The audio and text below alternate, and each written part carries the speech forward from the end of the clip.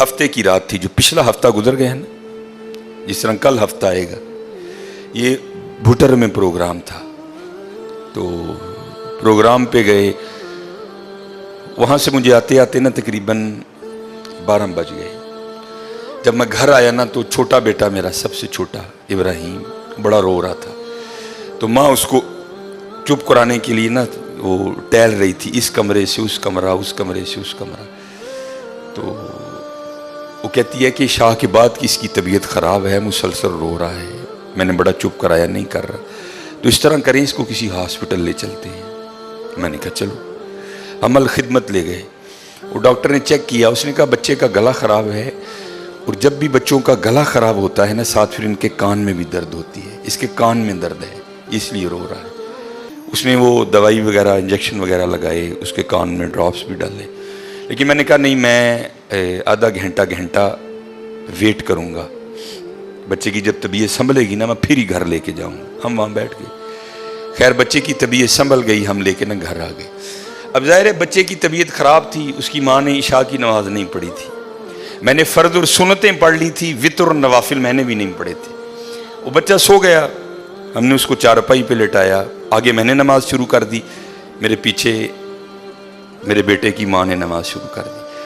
اب میری وطروں کی نا دوسری رکعت تھی. ظاہر ہے ماں بھی یہاں ہی ہوگی، وہ فرض پڑھ رہی تھی، میں وطر پڑھ رہا تھا. یا اس کی تیسری رکعت ہوگی، یا اس کی بھی دوسری ہوگی، یا چوتھی ہوگی. اب اس کی نا آنکھ کھل گئی، اس نے بڑی شدت سے رونا شروع کر دیا.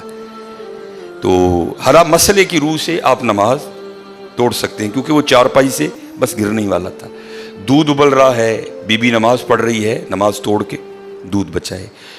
کوئی کنویں میں گر رہا ہے، نماز توڑ کے اس کو بچاؤ. پہلے توڑ سکتے تھے، لیکن میں نے کہا نہیں، میں نہیں توڑنی. کوئی بات تھا نا حضرت، محبت تو تھی اولاد کی، لیکن دل تھوڑا سخت.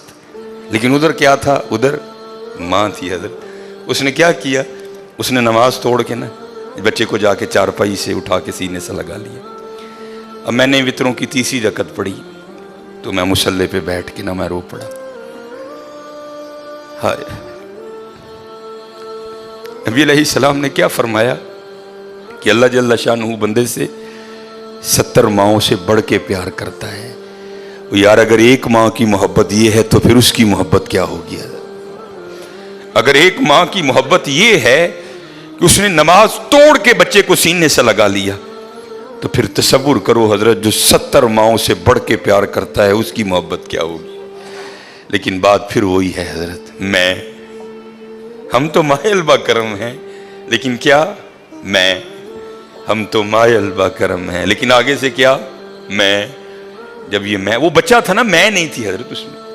وہ تو پوری شدت سے رو رہا تھا، مجھے بٹھاؤ، مجھے اٹھاؤ، مجھے بچاؤ، مجھے بچاؤ. شدت تھی نا حضرت، اس شدت نے ماں کو مجبور کر دیا کہ اس نے نماز توڑ کے بچے کو اٹھایا. یہاں بھی جب شدت آتی ہے نا حضرت، تو پھر دریائے رحمت ایسا جوش میں آتا ہے کہ بگڑی بن جاتی ہے. لیکن پھر کیا ہے؟ ہم تو مائل با کرم ہیں، کوئی سائل ہی نہیں.